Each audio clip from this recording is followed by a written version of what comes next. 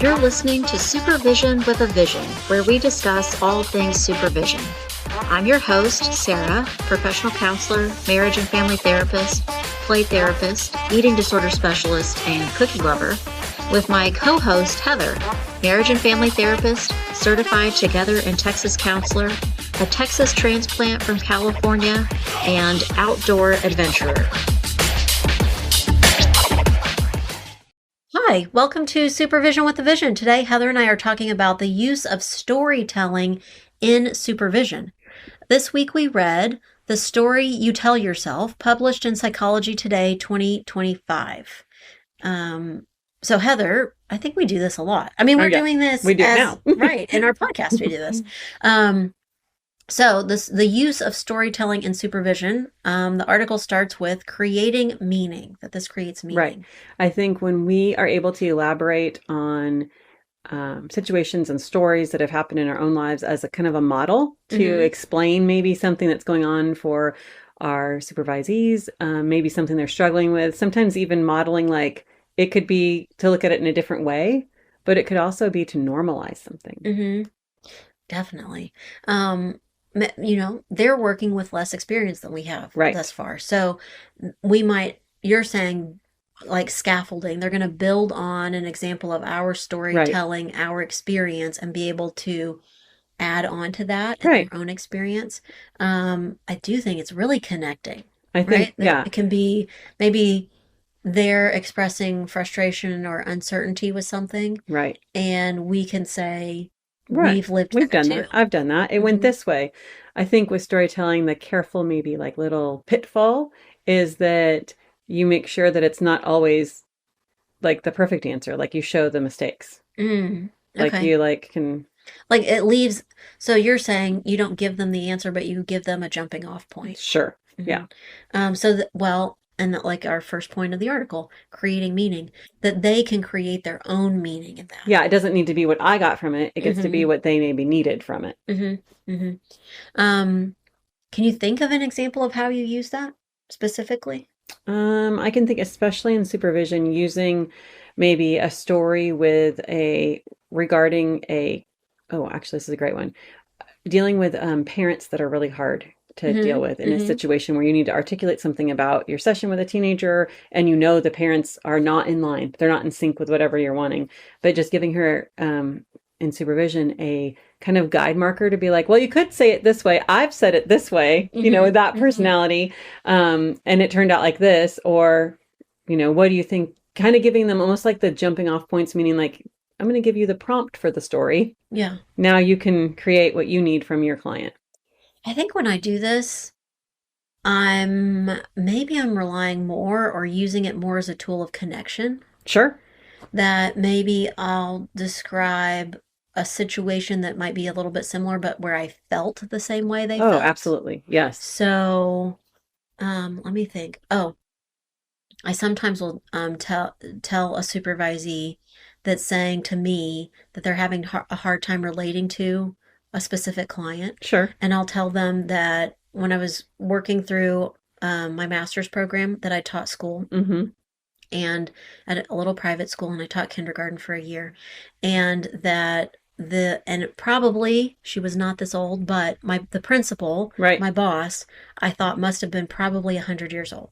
Right. And she's been here forever. Yeah, right. Forever and ever. And that she literally had taught school from the time she was in her early 20s. Right. All this time. And so I saw her as she knew it all. A wonderful expert. I mean, she was so kind and so clearly good at what she was doing.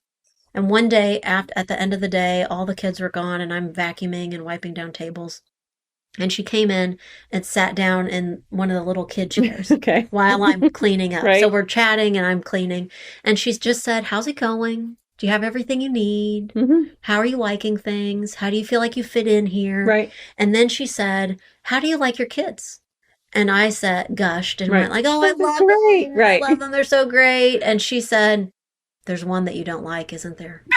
And I went, oh, no, I just thought, oh my gosh, she can totally read my mind. How is she knowing? Right.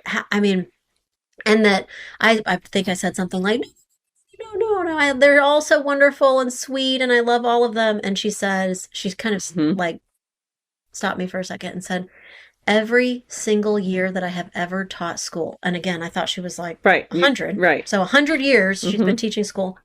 She said, every single year I have a student that just annoys me and I don't really like them. How refreshing for her to And I be able to went, share that with you.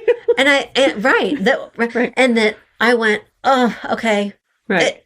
It's Cheyenne. Right. She's driving me nuts. Right. And this little girl, she was the cutest, sweetest kid. She had like her like little cute pink tennis Everything. Right. shoes, and she was fun and smart. Hmm. She drove me crazy on the playground. Ah. She would screech Ooh. if anyone came close to her, specifically on the playground. Wow. And I definitely think I know where it was coming from, but it was just so, it was like nails on a chalkboard, this noise she would make. And I would try and help address whatever was Sure. happening to make it, and she just made this noise. But it was so relieving to hear this principal who'd taught forever and ever and ever Right. say, it doesn't mean that I treat the kid badly. Right. It just It means that. doesn't, right. Mhm. There's something about them that's hard to handle or frustrating, and that's okay. Hmm. And then I did think like, okay, Right. okay, this amazing teacher who's done this forever and ever and ever feels like that, so it's okay that I feel Right. like that too. And saying that to my supervisees so that they also feel like, okay, I'm not a terrible person for being frustrated right now or Sure. annoyed right now. But I do then ask them, what is it that you think is frustrating or annoying Hmm. about this situation? Absolutely. So accepting of how they're feeling, but also asking them to be reflective about what it is, because maybe there's a real, I mean, it's countertransference. Sure. And what is the value add to that countertransference? Countertransference isn't bad; it's Right. useful. Right. But let's make it Use it. useful. Right. Very good. So I think I use it to connect feelings. Hmm. Um, do you ever connect maybe like a task, like learning a new task with creating I meaning and think I storytelling? have. I had a supervisee probably 2 or 3 years ago that was panicked and frozen about needing to make an abuse report. Mm-hmm. And It's a scary it's a thing to scary do. thing to do, and it feels really big, and it feels like you've almost like you're doing something wrong or bad because you care about the Mm-hmm. situation. But I think using that kind of thing and telling them the first time that I had to do it, they didn't even have an online portal to do it. Yeah. Like I had to call and wait and, Yeah. talk to somebody and they're going to call me back. But Yeah. like giving them just the kind of step by step that like your job is not to fix it or solve it and Mm-hmm. let them kind of know that this is just a piece of what our work is. It's Mm-hmm. not everything. Mm-hmm. It's just this Mm-hmm. is what it is. And I think when it comes to doing tasks like that, it's a little bit better if they know like other people have done this and still, Yes. like Yes. it's all I think actually just this week, meeting with someone new, and they're beginning to work with kids and they haven't hmm. before, and specifically talking through confidentiality with Oh yeah. kids, or how and when and what to communicate Hmm. with a parent. And so I tried, just like you're saying, Right. to give them direction, but also say, this is just one example. Right. So There's yeah. not making them think they must use a script and do it just like I'm doing it, but for example, I always tell parents when I meet them, this is the form of communication that works best for me. Right? And also, this is how you can expect to hear from me and Hmm. when. Hmm. And also, the communication goes both ways. So if you wanted to communicate with me, this is how you could do Right. it. And I tell people that, I mean, trial and error, Right. that I've learned over time that when I don't get that specific and give those details, that parents feel uneasy Right. about How how to do that's it. going to Right. work. Hmm. And so they're a little bit anxious, not knowing, well, when will I get to talk to Sarah again? I don't know. But if I get that specific, then it eases their Right. concern, and I end up getting fewer Panicky. Right. panicky Hmm. emails, phone calls, whatever, or those, waiting room conversations that you're trying to Right. shush a little Hmm. bit. So I give them that really specific example, but then also say, you don't have to do it exactly that way. Right. That's the way that I've learned to do it that feels comfortable for me and also meets my need. So now what do you think that would look like for you? How Right. can you imagine yourself doing something similar? Right. What would it sound like? Right. Um, so trying to help them, I think even in that, I'm trying to help them to see from the parent's perspective. Right. That this is what from the parents are thinking in their head that they're not Right. getting addressed. Right. Right. I I mean, think like it's if you good. have a kid that goes to counseling, I can't remember. I told my new supervisee this week. I can't remember how long ago it was, but I had a parent who was anxious, and they said, every week our kid just like goes in there and you shut the door, and we don't know what magic you're doing with the Right. door closed, and then he comes out and we don't know what's Right. happening. And I thought that is what that looks like and feels like Sure. for a parent. Hmm. You go in there and the door closes and some kind of magic happens and the kid comes out and we think we're seeing a Right. positive benefit, Right. but we don't really know Right. that some degree of explanation helps the Yeah, I parents. think it does a lot. That's a great Mhm. example. The next point in our article is find purpose using storytelling. Right. I think if you go into it willy nilly, you'll end up off task real quick.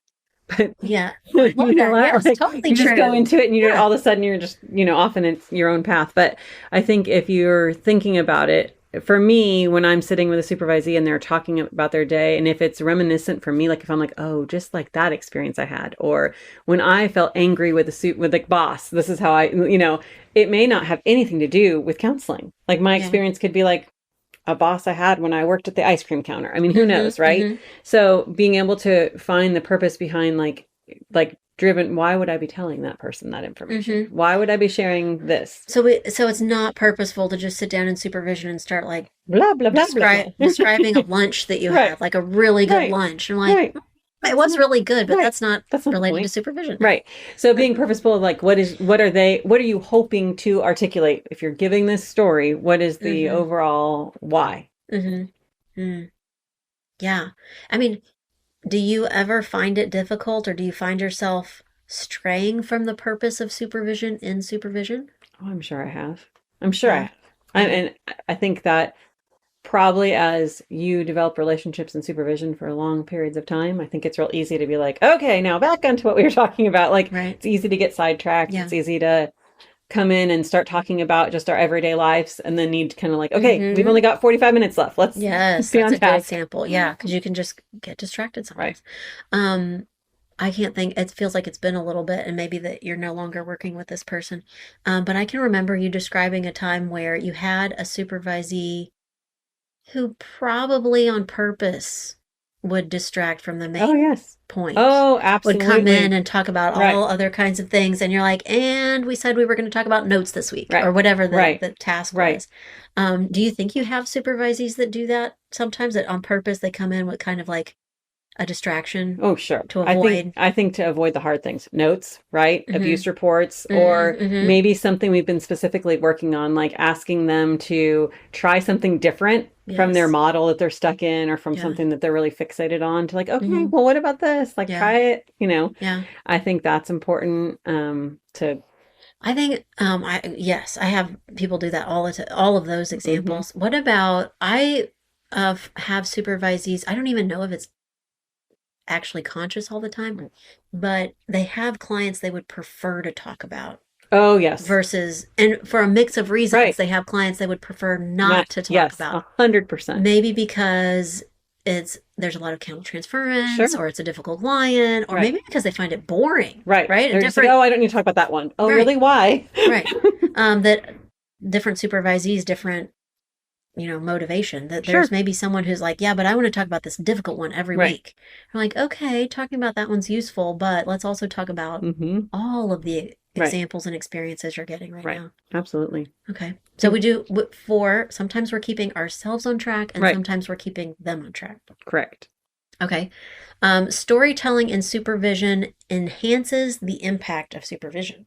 I agree with that all the way through. I Mm-hmm. think that being relatable to your supervisees and knowing that like you didn't have all the answers and you still don't have all the answers, that it's just we're kind of there to help them find the way and it needs to be their way, I think Mm-hmm. is that gives such bigger impact to the purpose of why they're a counselor Mm-hmm. or Mm-hmm. why they're doing the work they're doing. Yeah.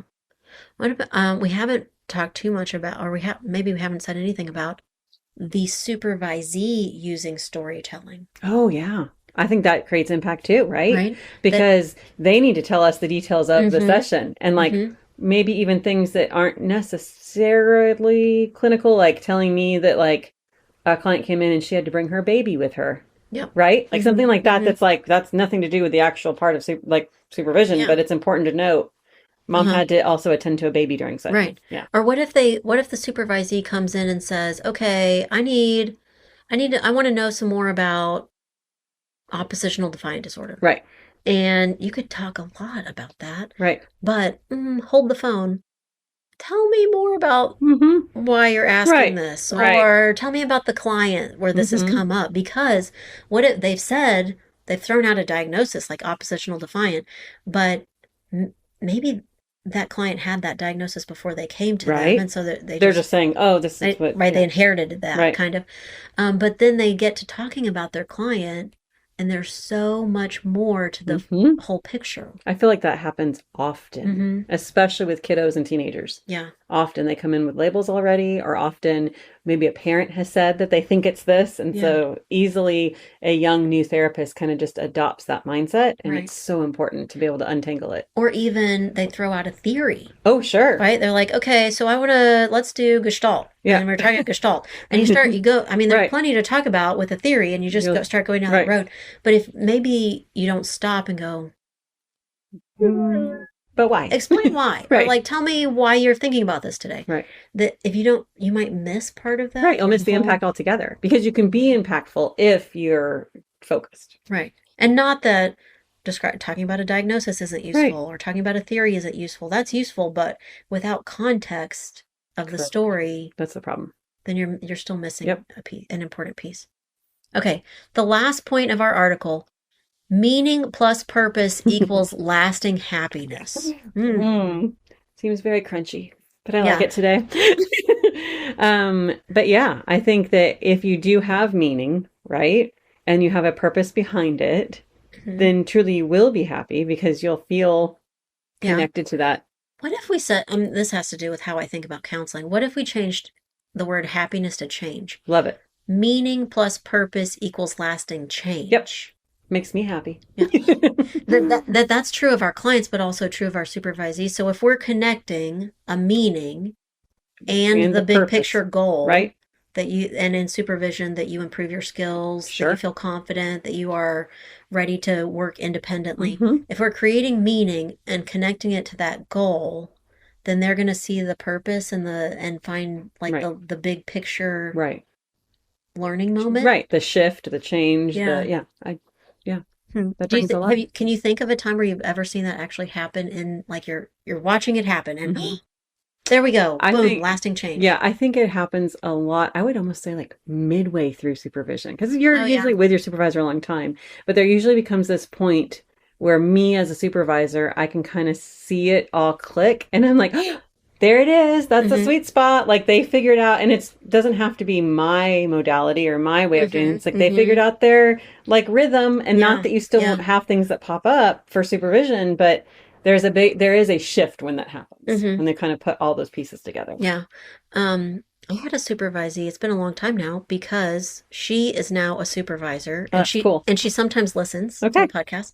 And I remember when I first met her, she was really focused on using play therapy and being very specific about modeling after a certain way of doing play therapy. Yeah. And she got it. She definitely had a good, strong foundation, and so she understood what she was talking about. And she was kind of being harsh with herself about doing it exactly right. Okay. And so I remember meeting with her the first couple of times and saying, but you do it with your flavor, with your twist. And in the beginning, that she was, the look on her face was like eager, like, okay, I'm trying, I'm learning, but also, I don't know if that's right. Right. I'm not sure if that's correct. And I remember, again, probably about midway through, I could see the change in her face in beginning to do it correctly, but with her twist, her flavor, her personality, that I went, oh, there we go. There we go. Now it's better. Now it's you play therapy. It's the you version that you're applying all this information that but you're able to apply it in a way that makes sense for you and your kid and your setting. And now, right, ta-da, you've got it. Now you know how to use this. Very true. I definitely see. Yeah, you have to have the meaning and the goal, and then you get the aha moment. Right. Thanks today for listening to Supervision with a Vision. Heather and I are always interested about your stories related to supervision and any other suggestions you might have for future episodes. Thanks. You've been listening to Supervision with a Vision. Head on over to iTunes to subscribe, rate, and leave a review. Be sure to check us out on Facebook and Instagram at Therapy Academy to join the conversation and get show notes. We'll be back next week with more Supervision with a Vision.